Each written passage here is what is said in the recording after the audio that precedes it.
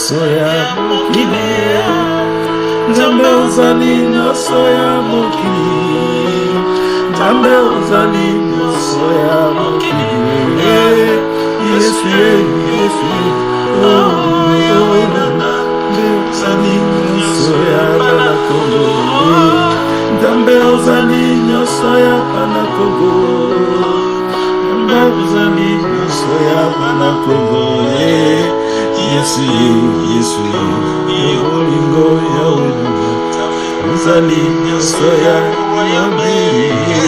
Nzambe ozali. La sagesse de Dieu, c'est la lumière des hommes sur la terre. La sagesse de Dieu, c'est la lumière des hommes sur la terre. Elingo lobanene. Baye oyo bazo tambola na sagesse ya Nzambe. Na sagesse ya mutu te, mais na sagesse ya Nzambe, bazali mwinda ya Nzambe na mabele. Sagesse ya Nzambe, tobenga ndenge nini lelo. Sagesse ya Nzambe, topesi kaka exemple ya mama Matondo, message a pesi biso. Message a pesi biso awa. Ezali sagesse ya Nzambe. Totambola na sagesse ya Nzambe. Sagesse ya Nzambe ningoloba kobanga Nzambe. Tozolanda instruction Nzambe azolobela biso. Conseil Nzambe azopesa biso. Orientation Nzambe azomemela biso. Ndenge passer na nga witoloba. Si vous êtes attentif à mes commandements, votre paix devrait être comme la rivière et votre bonheur comme le flot de la mer. Donc, et de l'eau à plusieurs fois, pour n'en tous soit sens et sagesse et Nzambe, tous soit discipline et Nzambe, comme la biso bolingo, et Jésus-Christ na kati na biso. Donc, sagesse et Nzambe, ezali liloba. Ba commandement na ye, ba ordre na ye, ndenge Nzamba lobaka, ndenge Nzamba zalaka, ndenge Nzamba salaka, cherchez le royaume des cieux. Sagesse ya Nzambe nde na biso na mabele ezali lumière. Pona nini ezali lumière? Parce que il est la vie. En elle, la parole, c'est la vie et la lumière des hommes. Donc biso na royaume, na sagesse ya Nzambe, toza lumière ya Nzambe pona mokili, pona bato. Donc mutako yoka yo parce que toi, tu es la lumière. Moutoko yoka yo, aza sauvé. Parce que Christ vit en toi. Et Christ va vivre en lui. Parce que tu produis la lumière. À travers, donc, aux autres. Pour batona besoin Jésus. Pour na babika. Batona ba changer mitema na bango. Pour na babika. Donc, tant que tu yoka la lumière, c'est Jésus-Christ de Nazareth. Lumière. Nde ezako kolongola biso salité ezo sukola biso yanga na lobaki ne bandeli. Quand vous avez des problèmes, il ne faut pas cacher. Plutôt fukama confier yango na Nzambe. Confier yango na Seigneur. To otuni biso. Biso peut te conseiller toujours par la voie de la lumière, de la sagesse de Dieu. Parce que Dieu a déclaré, na prophète Josaphat, ayez confiance en Dieu pour que vous soyez affermis. Et ayez confiance à ce prophète pour que vous réussissez. Osomona. Donc, Mosali ya Nzambe, aux affermis. Et yena Mosali ya Nzambe, au réussir. Parce que, euti na likolo, et kiti na moto, moto a transmettre yango pour na batuba bazwa réussite. Ozomona. Donc, yango na photo za la confiance. Na liloba ya Nzambe, pe pa liloba Nzambe, ezo sala musala na ba serviteur na ye. Na ba serviteur na ye. Lelo donc tozo ba na prophète na ye, Emmanuel. Mais Emmanuel peut azo transmettre yango na ba serviteur o Nzamba poni. Na bana royaume o Nzamba poni. Comme ça, bino et pas bozali. Bozo transmettre lumière wana. Pas lumière ezo kende. Et ça le network. Ezo kende ndengo wana. 12 personnes ont partagé la parole de l'évangile. 12 personnes. Moko atikala akufaki na buzoba ba remplaçaki.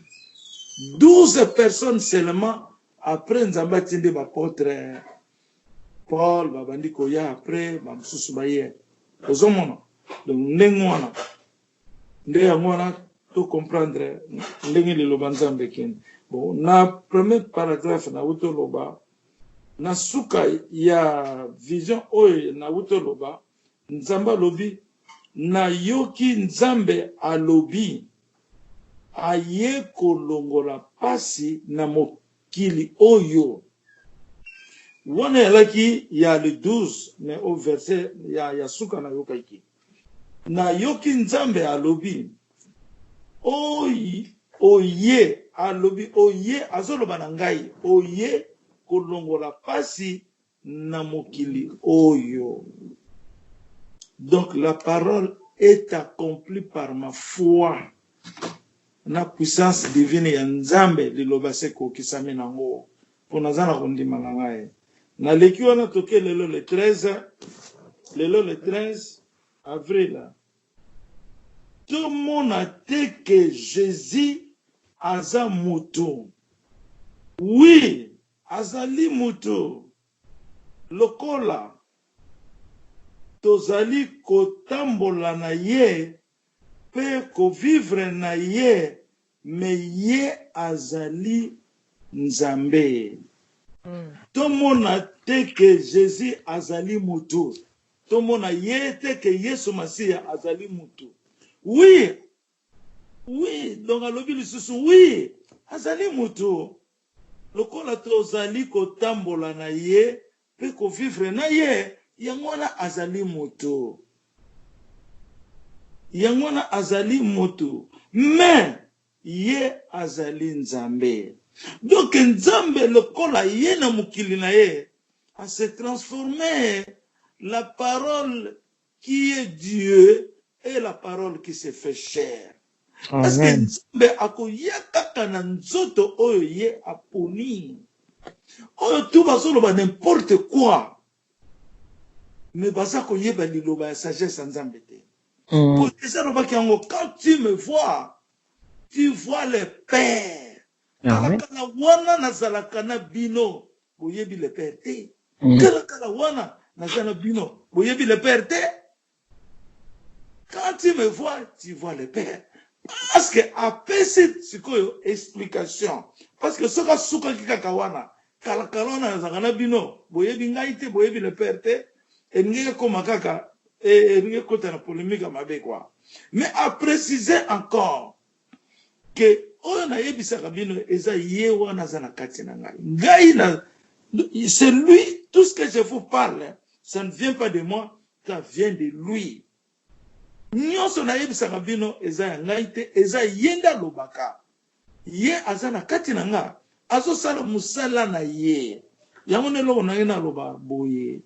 Que nzambe na likolo azala esprit. Tanga yena mabele azap esprit, azap molimo santo, azap la chair. Qu'on appelle le fils. Et on nous a Jésus azora nyoso misato. Bon, ngai na linga penda komi tia ngai te. Mais na lingi batu ba comprendre ngo. Ezali mystère ya nzambe. Batu ba comprendre ngo. Zanana na sisanano ndenge nazo kotanga awa. Tout le monde a dit que Yesu aza moto.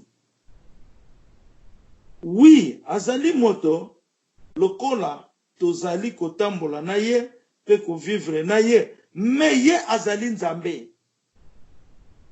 Bino bozali komona ye azali moto, asuki kaka wana. Bino bozali komona ye azali moto, asuki kaka wana, aleki. Sikoyo awa ngana lobi. Moi, je pardonne jusqu'à 5e génération. Naye kotuna nzambe. Tangisa ngai. Génération. natuni mon père ndenge nini tokoki compter ba génération, tokoki compter ba génération ndenge nini ozomona awa na lobi liboso. Moi je pardonne jusqu'à 5e génération. Donc oyo yesu azoloba ezanga elinde azoloba. Moi je pardonne jusqu'à 5e génération. Elekelinga mingi elekelinga ye. Na biso ko tangisa biso ndenge nini ya kotonga ya kotanga génération. Avant na poser une question, na yoki alobi la clé, la performance. La clé, la performance. Donc fongola ezali performance. Donc fongola soki tokei, fongola ezali likambo oyo yo kotisi ofongoli okoti obimi okangi. Donc performance ezolobela biso soki osali ndaku tangu ndaku sili nde batiaka nini nde batiaka fongola. Soki yo lingi mwasi po ozala na autorisation officielle ya mwasi wana okosala nini fotia fongola. Fongola eza nini kokanga lupangu na mariage tout ça boyebi. Tangu yo balie okomi fongola ya mariage.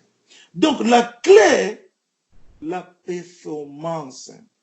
Donc ce que Nzambe atindi fongola na ye na mabele, c'est que Nzambe asa silisi busala na ye ayekaka ko accomplir. Ayekaka nini ko achever. Pour fongola déjà ezali parce que Dieu me déclare je suis sa clé na mabele. Naza fongola na ye. Fongola ezali susu nini? Fongola ezali alliance. Soko sali mariage, balatsaka nini? Alliance. Donc, ekomi ya yo officiel. Sala ndengo lili. Ozomona, est-ce que oza na fongola nango alliance? Alléluia. Ozomona, c'est ça la sagesse. Oyo nzambe azolobela biso kuna. La sagesse est la lumière des hommes. Donc, sagesse ya nzambe est la lumière des hommes. Yamona tozoloba par la parole de la sagesse, tozoloba na parole ya bomboto te. Yamona nzambe azoloba. Bino bozali komona ye azali moto. Mais botala ndenge ye azali, bokomona ye azali fongola. Azali fongola. Donc, epa nzamba tondisi likambo na ye, atiango mutubo. Ndenga loba nanga, yo ozali pe nanga, ozali justice na ngai. Donc, ezali lumière ya nzambe, ekoti po esala busala. Eza déjà nzambe sasali makambo na ye, mwinde kiti po nzambe akokisa délivrance na ye. Na leki wana. Bino bozali komona ye azali moto. Moi je pardonne jusqu'à 5e génération. Na limbisaka ti na 5e génération. Mais ce que totali Bible, peut-être boyebi verset, Bible sur le cas, nzambe apinisaka jusqu'à 4e génération. Mais nzambe lobi a pardonnaka ti na 5e génération. Au monde que pardon eye koleka pénition. Elingo loba nini? Nana ko pesa biso réponse. Elingo loba nini? Elingo loba nini? Elingo loba nini? Tango nzambe alobi, moi je pardonne jusqu'à 5e génération. Elingo loba nini? Tolobaki likambo ya mama na biso wana oyo alobaki bana na ye bakomi na niveau doctorat atinda bango te basala devoir aforsa bango te bino bokende classe te alamusaka bango te lelo mwana na mwana aza na ndako na ye ozomona pardon wana euti musika na continue tokoyeba ndenge nini 5e génération ezali. Tango natuni nzambe, natuni mon père, ndenge nini, tokoki ko compter ba génération. nayoki ya lobi ye azali mwana ya liboso na nzoto na ngai. Ye azali mwana ya liboso na nzoto na ngai. Elingo loba nini? Ye azali mwana ya liboso, alobi makambo mibale. Ye azali mwana ya liboso na nzoto na ngai. Elingo loba nini? Ozali mutu ya liboso oyo Jésus Christ alati, olati nzoto na ye. Amen. Amen. Amen. Eza ndenge wana paske eza na verset oyo apesanga tala ndenge na tindelaki yo na mabele. Apesi nga Esaïe 53 natanga Esaïe 53 mobimba. Nde alagisaki ngai ndenge Christ a souffrir tout ça. Ozomona sikoyo nakena na deuxième point. Yo ozali mwana, ye azali mwana ya liboso na nzoto na ngai. Siko toko calculer génération ndenge nini. Natuni mon père ndenge nini tokoki ko compter ba génération. Parce que ce que natali mama beka likamalobe za solo parce que otali le même Jésus oyo azongi o babenga le fils de Dieu. C'est celui-là qui se transforme en moi. Hein? C'est celui-là qui est aussi le fils de Dieu. C'est le premier fils de Dieu, comme c'est écrit dans la parole. Donc, maman beka le bien solo. Mais ce que tu as, le deuxième point, ye azali mwana ya liboso na nzoto na ngai. Donc, d'une manière, d'une autre, Nzambe azoloba ba calculer la génération. Exemple, ngai na mama Shaida teto ba calculer génération à partir ya bana biso tozobota. Ah, d'accord. Amen. Amen. To calculer génération à partir ya bana biso toboti, wana baza première génération na biso. Biso toza ba génération ya ba parents na biso. E wuti na bokoko na biso. Tout le monde génération qui est progressivement. Ce que tu as dit, na ba parents na yo, tia formalité na yo moko, yo ozali génération ezali suivi na ba génération oyo pe zo yate. Ezo kende ndengwana, ezo kende de siècle, ezo kende pardon, ezo kende chaque 5 générations, ils ont qu'un pardon. Mais la malédiction, ils ont qu'un de chaque 4e génération. Donc, pardon, aza mounene koleka malédiction, quoi. Ozomona. Bon, si ko nzamba zo lobela biso kaka, makambo yo e wuti koleka na mokilo yo. Po Jésus lobi, avant mokili na likolo ekufa, liloba nyonso ya Nzambe ekoyebana. Secret ya parole ekoyebana. Yango na tobandi koyekola génération po tozokota na génération éternelle. O tobengi yango millennium. Génération oyo kozala libela tozokota. Sikoyo tozotika ba génération wana. Okanda Nzambe kozala suste na bana Israël ndenge ezalaki. Ozomona, siko Nzambe aninga pesa biso connaissance ndenga limbisaka pe ndenga zo maudire. Ozomona. Alors, donc maman na biso tanga zo pesa biso histoire na bana na ye. Donc ewuti na pardon ya génération ko uta na bokoko na ye. Ti pardon na ezo pesa mapamboli na kati ya famille na ye. Ça ne dit pas que ce que vous avez pardon ou souffrir sur terre. Non, oubliez ça. Souffrance c'est l'homme sous. Mais dessiner mon thésard est important. À tous souffrir, mais dessiner n'a toujours bien. Aux hommes, baso frapper yo mais tu avances. Mais malédiction. Ils ont détruire. Pas tout sous.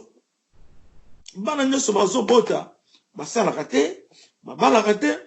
kobota eza même difficile nangena loba histoire moko eza na famille moko toza ensemble na royaume abima na ye na famille na bango baza bana basi soki 2 3 bana basi wana babotaka te bakokika kobota na balabala bakokozwa zeme na balabala me na mariage te ndeko na ye mususu azwaka zemi na balabala me alingi azwa zemi na mobali oyo abali ye mobali aye kobala ye ayeke na mwana na ye sikoyo baye koyebisa bango ke bino ata bobali bokobotaka te ndeko na ye mosusu fa abala kala 10 ans de mariage abota te sikoyo ye mpe abali mobali babotaka te basambeli aye kozwa zemi zemi azwi bada 3e mois eza toujours na baproblème elingi ekule bakende hôpital lokola aza mpe docteur bakende hôpital bazongisi mai zemi efandi donc bazongisa bango yo kobotaka te zemi wana ekokule après 4-5 mois baye koyebisa ngai ngai c'est vrai bobenga ye tosambela bakosambela ngai moko mpe na bana kobenga ye me ye wana kutu ngai na bosana na nga boti osomona donc cela veut dire eza bagénération ya malédiction eza bagénération ya malédiction nde wana nzambe alobaki na Jérémie alobi soki na mpesa malédiction na famille wana pour 4 générations mais na kati ya génération wana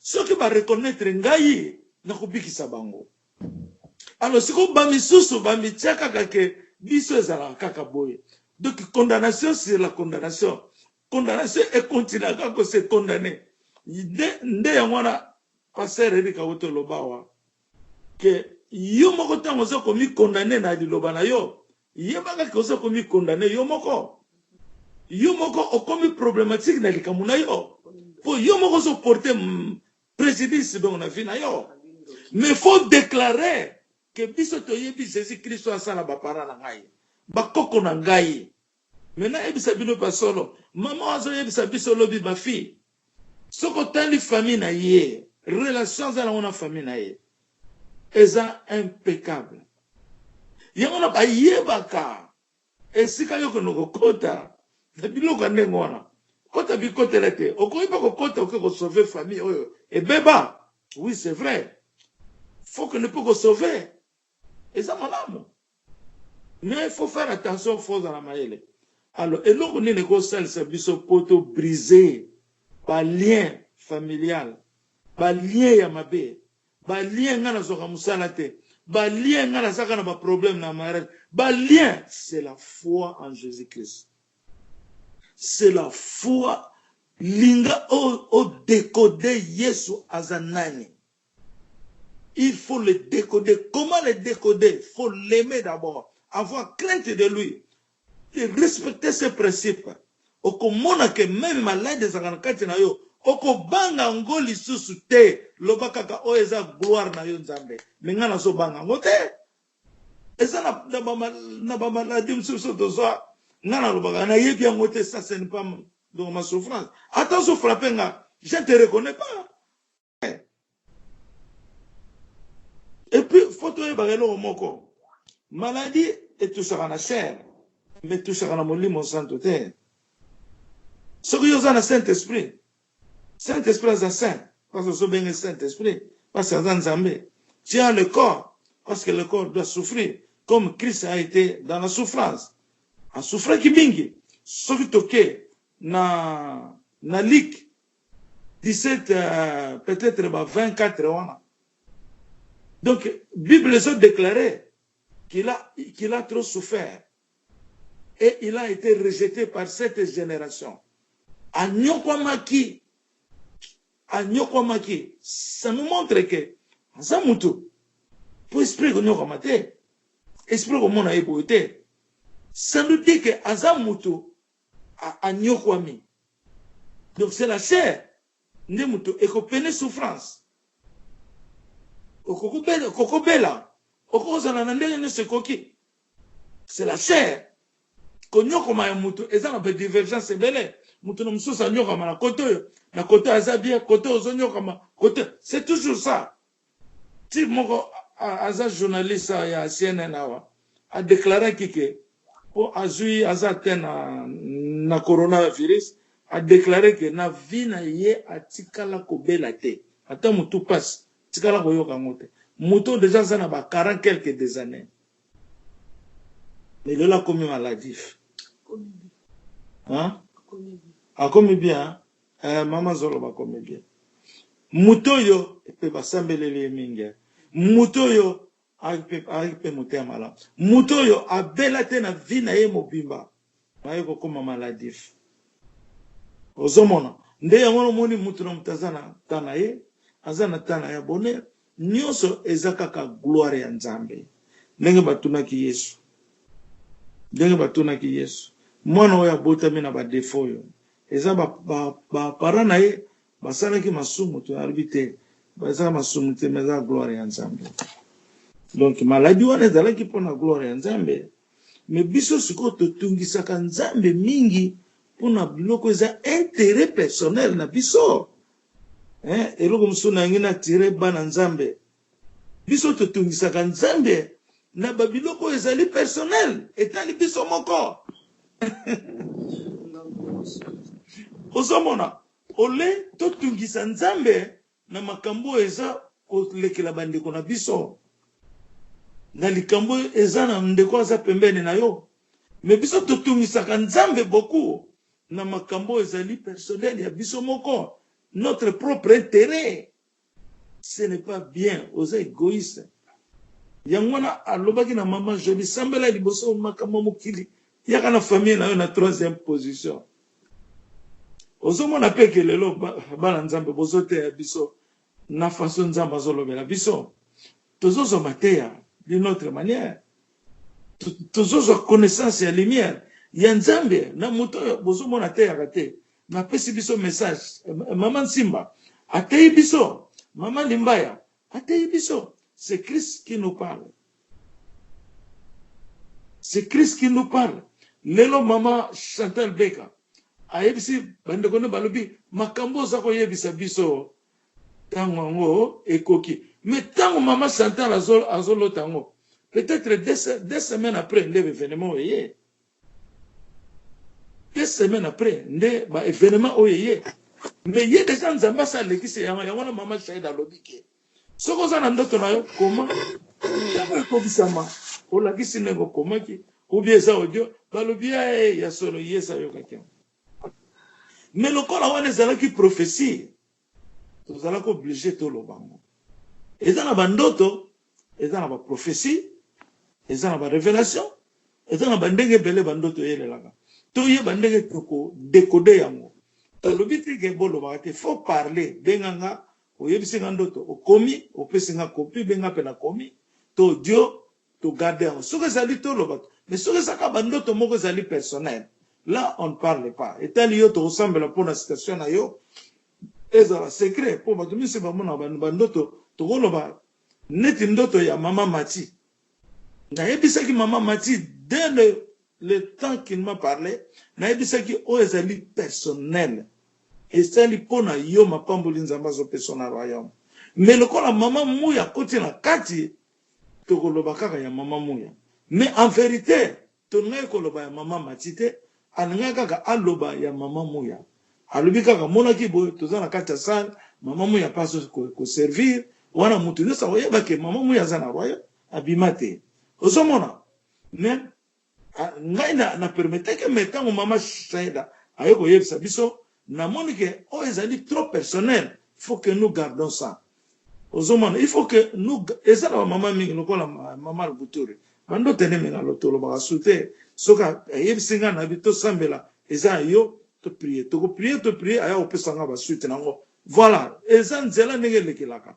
Mais oyo biso tokoloba o ezali témoignage soki témoignage kokisami tango tokotelemela ngo tolobi likambo yango lokola ngana na bano kotelemela ba vision mingi oyo na loba na sani ka bona na video mais lelo ngai moko na komolo ba susu ba video wana koloba makambo na mona lokola nzembo ya Israël nzamba ko lobela ipa mama matondo bana nzambe ba chantre ba découvrir na royaume na kati ya YouTube mais lelo nzembo wana déjà pronostic ya biso na kati ya Congo et kozala chanson fétiche ndenge mama matondo nzamba yebisi et kozala donc oyo bazobenga que donc libération ya Congo et ko tellement na nzembo et puis nzembo e babengi Ozana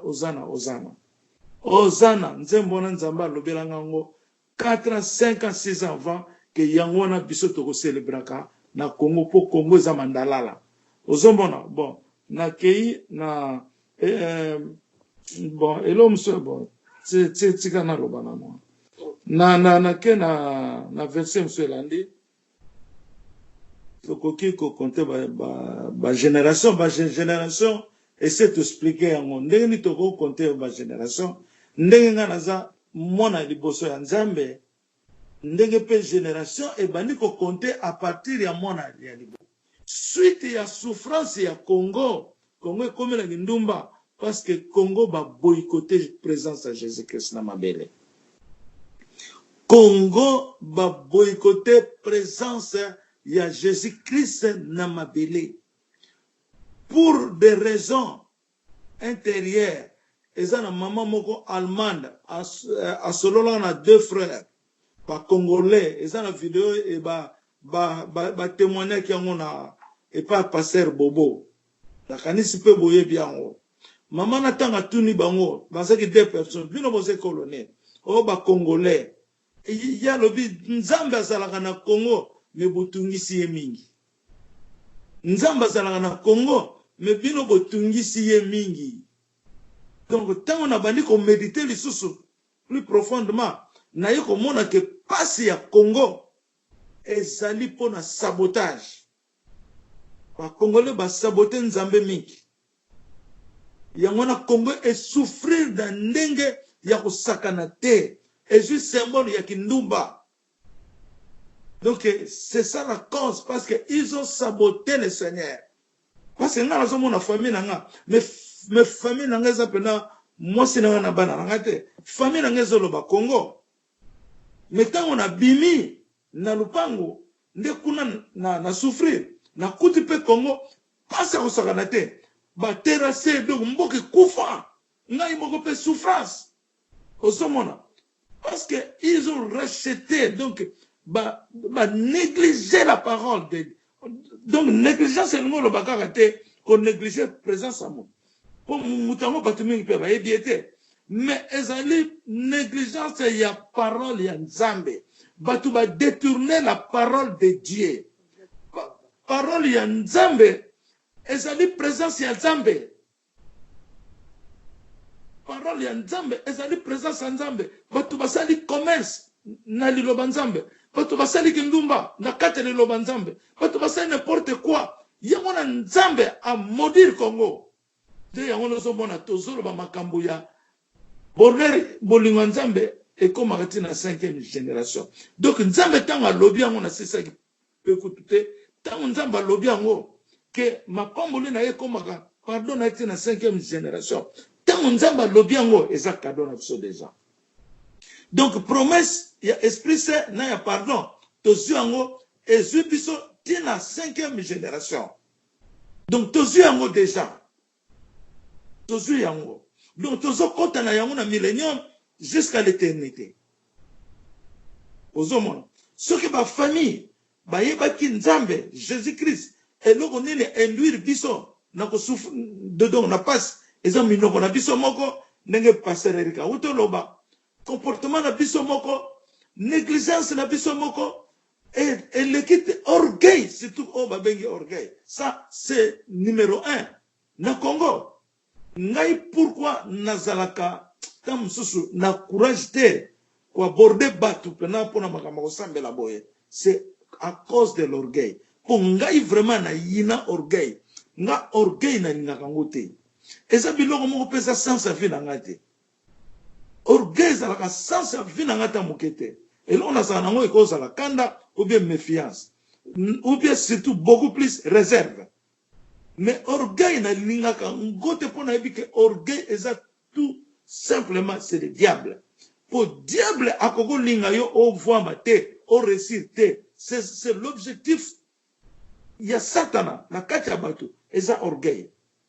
Pour orgueiller akonga yo kayote. Orgueiller akomona makamuna ya yebi. Orgueiller akomona sa liboso abato. Mais ce qu'on continue pena akate, ayebi ne lo mote. Ozomona, nde yango ozomona il faut tozalaka na sens ya kozala trop na humilité. Pour humilité ekopesa moto sagesse, moto ko apprendre mingi à partir ya komi zongi sa sima. Ata soko ozomona baleki yo na arranger baki avayo. Okende liboso eza kokoma te. Ozomona zalano kaka na kimia na yo. Talaka Jésus Christ na akomema yo aigle akokomiso na premier ligne. Mais ceux qui osent welisa pona baninga, po baninga bamona yo ke yo za le gagnant. Do lelo biso totera na biso na balabala. Na sky na ba WhatsApp. Mais lelo tozo continue koteya. Tout le monde ba américain ba komo bimisa chaque groupe na église moko sana mi quelque part awa. Ba no kota chaque ceux qui 20 personnes ba koti prière eseli ba muso. Mais nyo seza ko banga kanza. Nyo seza ko banga. Nyo seza ko banga maladie. Soki yo soko no sambela nzambe. Tu n'as rien à voir avec Moulongo, tout ça. C'est toujours la paix. Mais quelqu'un qui a Dieu ne peut pas voir la paix. Nzamba lobi, beau trembler devant Mindelete. Mais respectez-les. Mais respectez-les. Mais respectez-les.